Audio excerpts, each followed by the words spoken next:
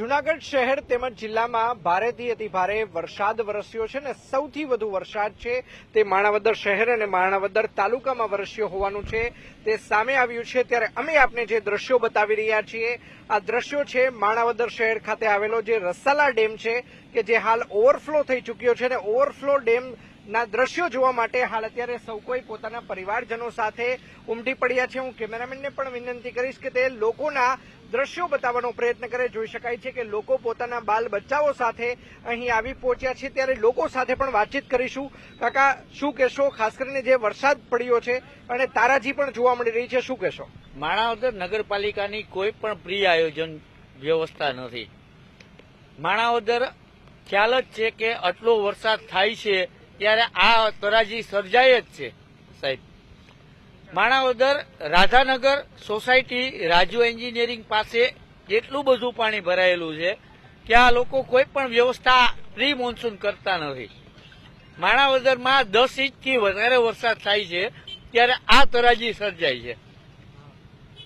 માણાવદરમાં હાલ રાતના 12 વાગ્યાથી વરસાદ ચાલુ છે, જે અત્યારે આપ જોઈ શકો છો કેટલો વરસાદ છે। જયારે રિવરફ્રન્ટ બનાવ્યું એને કેટલો ઊંડો ઉતારવો એ કોઈ લોજિક જ નથી આ લોકો પાસે। અનહદ શું કહેશો કે આ પ્રકારની પરિસ્થિતિ આપ અત્યારે માણાવદરમાં જોઈ રહ્યા છો? બસ એકદમ ખરાબ, એકદમ માણીએ છીએ વરસાદને અને મજા આવે છે। થોડી નાના નીચા વિસ્તારોમાં થોડી તકલીફ છે ખરી, પણ જે કાંઈ પણ થયું બહુ સારું થયું। વરસાદ આવી ગયો, બસ એને આભાર છે। ચોક્કસ તો લોકો વરસાદને આવકારી રહ્યા છે, મેઘરાજાને આવકારી રહ્યા છે। દ્રશ્યો અમે આપને બતાવવાનો પ્રયત્ન કરી રહ્યા છીએ। એક દ્રશ્યો કે જે ડેમ છે રસાલા ડેમ તે ઓવરફ્લો થઈ રહ્યો છે, બીજી તરફના પણ અમે આપને દ્રશ્યો છે તે બતાવવાના પ્રયત્નો કરી રહ્યા છીએ। હું કેમેરામેનને વિનંતી કરીશ કે તે આ બાજુ નહીં પરંતુ આ બાજુના પણ જે દ્રશ્યો છે ખાસ કરીને બતાવવાનો પ્રયત્ન કરે। જોઈ શકાય છે કે લોકોના ઘર છે તે કઈ રીતે પાણીની અંદર ગરકાવ થયેલા જોવા મળી રહ્યા છે। ખાસ કરીને જે ડેલો છે, ડેલો જોઈ શકાય છે કે 4 ફૂટ જેટલો ડેલો છે તે પાણીની અંદર ગરકાવ થઈ ચૂક્યો હોવાના દ્રશ્યો છે તે ખાસ કરીને માણાવદર ખાતે સામે આવી રહ્યા છે। લોકોનું કહેવું છે કે સ્મશાન સહિતના જે વિસ્તારો છે કે જ્યાં લોકોના ઘરમાં પાણી પણ ઘૂસી ગયા હોવાનું છે તે સામે આવ્યું છે। માણાવદરમાં 10 ઇંચથી વધુ વરસાદ છે તે ખાસ કરીને ખાબકી ચૂક્યો હોવાનું સામે આવ્યું છે। ત્યારે હાલ અત્યારે આ રસાલા ડેમ છે તે ઓવરફ્લો થઈ ચૂક્યો છે। સ્થાનિકો આપણી સાથે છે, આપણે તેમની સાથે પણ વાતચીત કરવાનો પ્રયત્ન કરીશું। શું કહેશો કાકા? ના, સરસ વાત છે કે બહુ વરસાદ સારો થયો છે અને માણાવદરની પ્રજાને પાણીનો માટે પણ સરસનું કામ આ એક વરસાદ થવાથી બહુ સરસ છે અને માણસોને બહુ ખૂબ આનંદમાં છે। ચોક્કસ તો લોકો આનંદમાં છે। કાકા, શું કહેશો? તમે પણ અહીંયા રિવરફ્રન્ટ પાસે આવ્યા છો, રસાલા ડેમ ઓવરફ્લો થયો છે, શું કહેશો? વરસાદ પણ સારો થયો છે। આપણે કહેતા કે વરસાદ નથી થતો, પણ એ પ્રમાણે સારામાં સારો વરસાદ છે અને અહીંથી પબ્લિક પણ અત્યારે સારું અહીંયા જોવા આવ્યા છે। ચોક્કસ તો પબ્લિક છે તે જોવા આવ્યું છે। હું દ્રશ્યો પણ કેમેરામેનને વિનંતી કરીશ કે તે બતાવવાનો પ્રયત્ન કરે।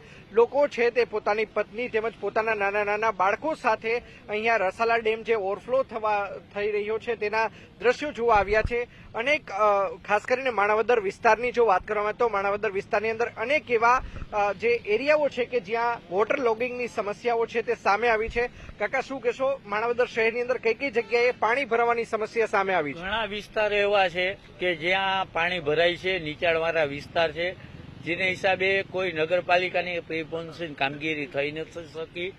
આ લોકોને પેલા જે મહિનો દિવસ પહેલા જે કાંઈ કામગીરી કરવી જોઈએ એ નથી કરી। તો આ પ્રશ્નો ઘણા જગ્યાએ ઘણી એવા એરિયા છે કે જ્યાં પ્રશ્નો નડે એવું છે। ક્યાં ક્યાં એરિયા છે ખાસ કરીને માણાવદર શહેરના કે જ્યાં પાણી ભરાઈ ચૂક્યા છે, લોકોના ઘરની અંદર પણ પાણી ઘૂસી ચૂક્યા છે, શું કહેશો? જેમાં બાવાવાડી છે, રાધાનગર છે, SBS સોસાયટી છે, આવી ઘણી બધી સોસાયટી છે કે જેના હું તમને નામ જણાવી શકું એમ નથી।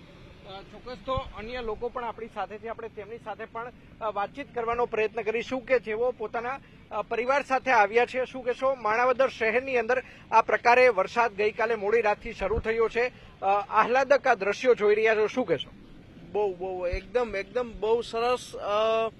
જે અમે ભાગ્યશાળી કહેવાય કે માણાવદર વિસ્તારમાં એટલો બધો સરસ વરસાદ થઈ ગયો એના હિસાબે અમે બધા બહુ ખુશ છીએ કે એને કોઈ અને થોડા નીચાણવાળા વિસ્તારમાં વરસાદના પાણી ભરવાના હિસાબે થોડી તકલીફ છે, પણ બધું બહુ સરસ છે ઓવરઓલ. ચોક્કસ તો ઓવરઓલ લોકો છે તે ખુશ છે, પરંતુ એક બીજા પણ દ્રશ્યો છે જે આપણા દર્શકો સુધી આપણે પહોંચાડવાનો પ્રયત્ન છે તે કરી રહ્યા છીએ. દ્રશ્યોમાં જોઈ શકાય છે માણાવદર શહેર ખાતેના જ આ બંને રોડની બંને બાજુના દ્રશ્યો છે. એક બાજુ રસાલા ડેમ છે કે જે ઓવરફ્લો થઈ રહ્યો છે, બીજી તરફ લોકોના ઘરની અંદર પાણી ફરી વળ્યા હોવાના દ્રશ્યો છે તે સામે આવી રહ્યા છે. સૌરાષ્ટ્રની અંદર હાલ 2 જેટલી જગ્યાએ એનડીઆરએફની ટીમ છે કે જે મોકલવામાં આવી છે.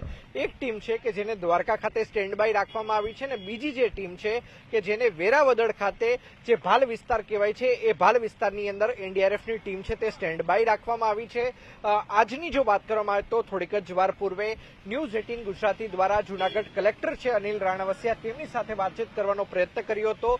ત્યારે અનિલ રાણાવસિયાએ ન્યૂઝ 18 ગુજરાતી સાથેની વાતચીતમાં જણાવ્યું હતું કે માર્ગ એન્ડ મકાન વિભાગના 19 જેટલા રસ્તાઓ બંધ છે.